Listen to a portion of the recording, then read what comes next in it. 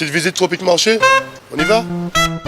Alors on a le rayon jus, avec les sirops, tout ce qui suit. On a des ignames blanc, igname France, igname jaune, avocat, patates douces, des cives, persil, bananes, christophine, riz, haricots, la pâtisserie, le poisson, le lambi, attention, et les boudins, les acras. On va parler un peu des épices, boudin, sauce chien, graines à roussir, colombo, pâte à colombo, sauce colombo et tous nos fameux piments aussi, des vrais piments. Pitié. Chez Tropique Marché, on vous attend, on vous accueille, on est ouvert. Tout est là chez Tropique Marché. C'est bien des autres, venez qu'à Tropique Marché. On vous attend. Hexagone, actualité.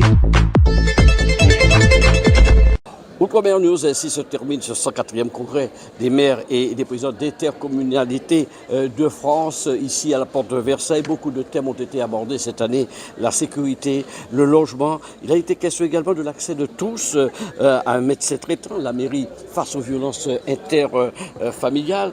Il a été également question de pouvoir clarifier la responsabilité pénale des élus pour leur permettre d'agir en toute sécurité. Beaucoup de condamnations ces dernières années et puis bien évidemment des finances locales de ces collectivités, des collectivités qui parlent toujours de ces difficultés qu'elles rencontrent pour mieux gérer aujourd'hui leur commune. Je vous propose d'écouter les quelques réactions que nous avons recueillies ici à la porte de Versailles pour cette édition 2022 du Congrès des maires de France. Voilà, en première news, nous sommes toujours à la porte de Versailles pour ce 104e congrès des maires et des présidents d'intercommunalités de France avec le déplacement cette année d'une grosse délégation venue de l'ensemble des régions d'outre-mer. Et j'ai la Martinique en ma compagnie.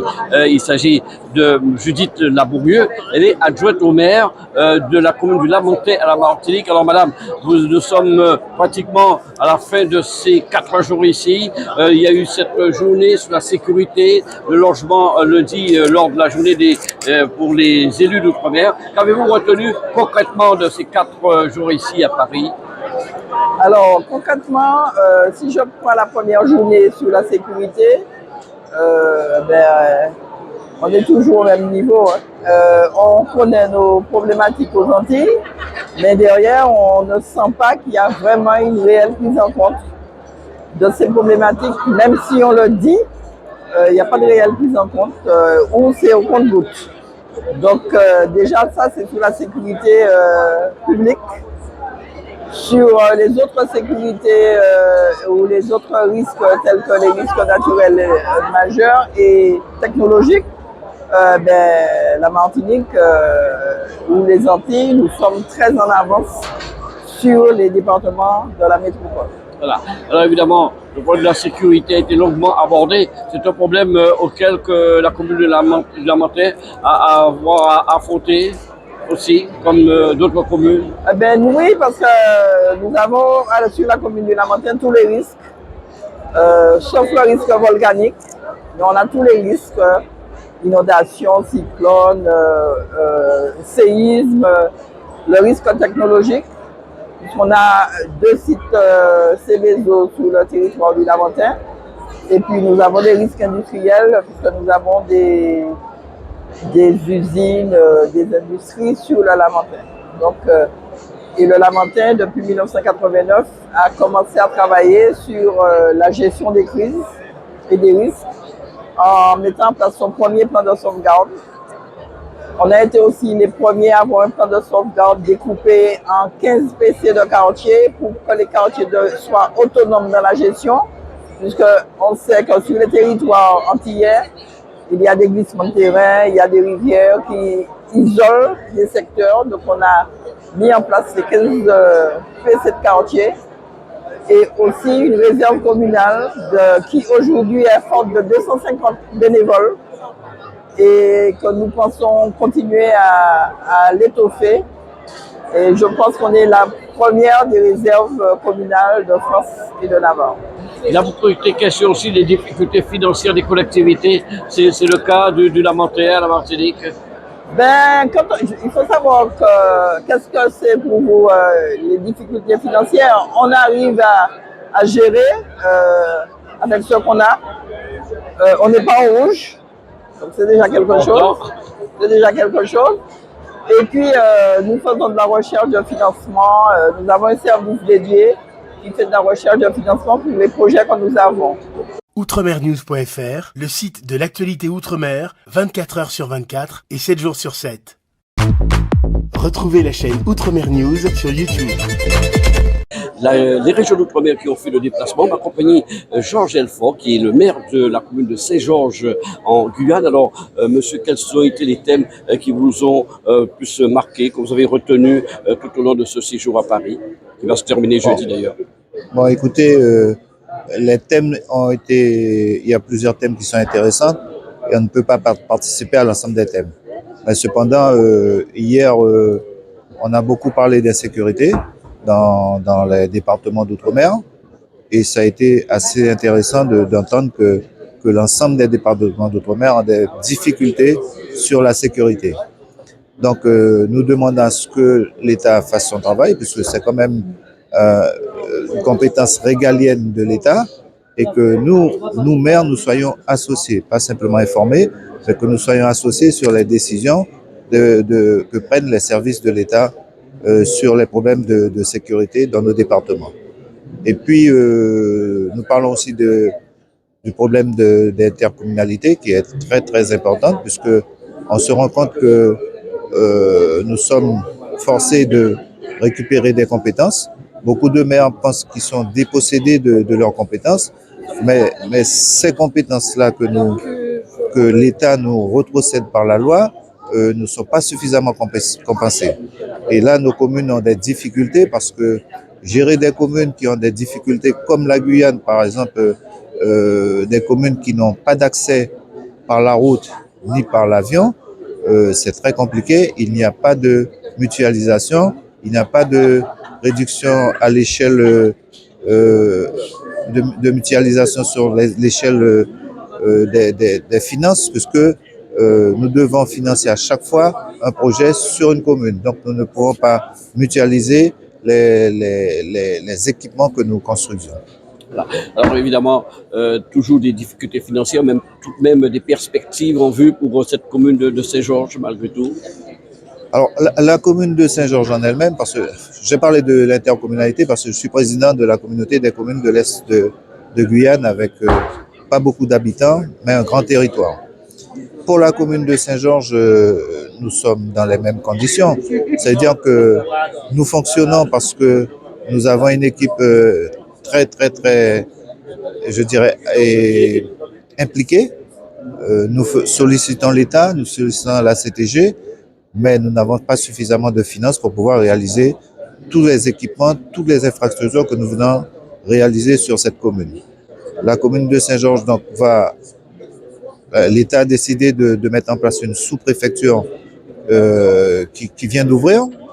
Nous sommes une circonscription aujourd'hui et j'espère que des finances de l'État vont accompagner justement cette sous-préfecture pour pouvoir nous donner plus de possibilités, plus de marge de manœuvre pour financer nos projets, surtout dans la commune de Saint-Georges. Outremernews.fr, le site de l'actualité Outre-mer, 24 heures sur 24 et 7 jours sur 7.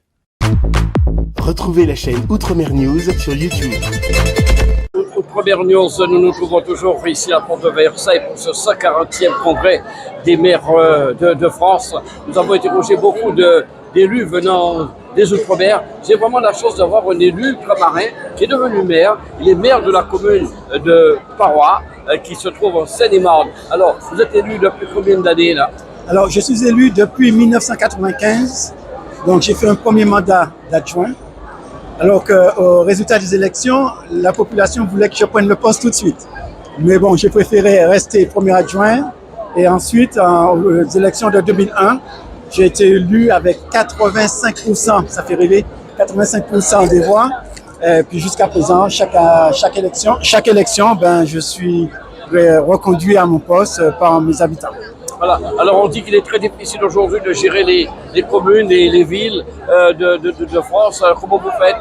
Oui, alors c'est vrai que c'est un problème avec tout ce qui augmente, des dotations qui sont en baisse par l'État.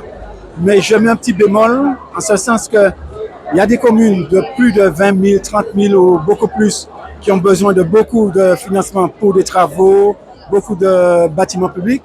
Alors que nous, dans nos petites communes rurales, tout au moins la mienne, j'ai une mairie, une secrétaire, un cantonnier. Voilà tout mon personnel.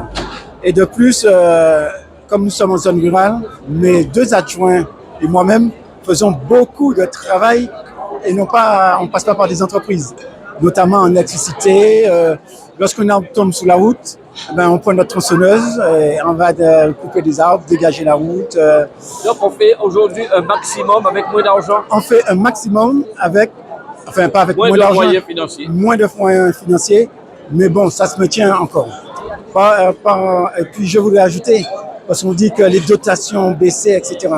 Mais c'est vrai que dans certaines communes rurales, on n'est pas désavantagé autant qu'on puisse le dire, parce que le département qui nous donne une subvention tient compte justement des problèmes des zones rurales. L'État un peu moins, mais quand même tient compte, ce qui fait que moi j'ai un budget équilibré, enfin toutes les communes l'ont équilibré, mais j'ai un budget qui me permet de faire tout ce que je veux faire comme infrastructure en étant raisonnable. Je ne vais pas faire de Paris, parce qu'on n'a pas les mêmes besoins, on n'a pas les mêmes choses. Nous sommes dans la nature, en plein milieu de champs et de forêts. Donc des problèmes de pollution, des problèmes d'adduction d'eau potable, des problèmes de voirie, tout ça, on arrive à gérer ça. Je vous présente Monsieur Taiko Soufou, directeur aménagement à la mairie de M'Sangamouji, et Monsieur Mohamedi Sandou, 5e adjoint à la mairie. Alors, en quoi consiste la présence d'un groupe comme Orange sur un salon tel que ce salon du Congrès des maires à Paris? Alors, en fait, le groupe Orange est présent à Mayotte et on travaille beaucoup sur l'aménagement numérique de cette île merveilleuse, mais il faut compléter son aménagement numérique. Aujourd'hui, on a du haut débit à travers le réseau fixe, mais il reste quand même insuffisant. Et en ce qui concerne la mairie de M'Sangamouji et plus particulièrement du village de Mlia, on a souhaité implanter un pylône mobile 4G pour ramener du très haut débit mobile dans ce village. M'Sangamouji, c'est 6000 habitants à peu près. Mlia, c'est 500 habitants. Donc c'est important, c'est une zone rurale, c'est important d'amener le haut débit et l'Internet à ces populations pour leur permettre d'accéder justement à tous les usages, la formation, le télétravail, le professionnel, la sécurité, puisqu'on couvre aussi les axes routiers.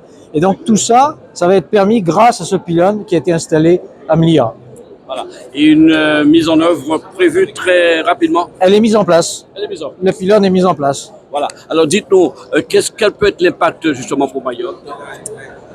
Écoutez, donc comme disait Daniel tout à l'heure, donc ça permet de lutter contre l'insécurité, puisque c'est une zone qui n'était pas couverte, et ça permettrait donc justement donc aux entreprises de pouvoir s'installer chez nous dans ce village-là. Ça permettrait aussi une meilleure expérience, donc tout simplement pour les administrés, donc et ceux qui viennent nous visiter, parce qu'il faut savoir que Mlia est aussi une zone touristique et on a une belle plage et donc très fréquentée, et donc c'est que pour le bonheur de nos administrés et de la population de Mayotte en général. Outremernews.fr, le site de l'actualité outre-mer, 24 heures sur 24 et 7 jours sur 7. Retrouvez la chaîne Outremer News sur YouTube.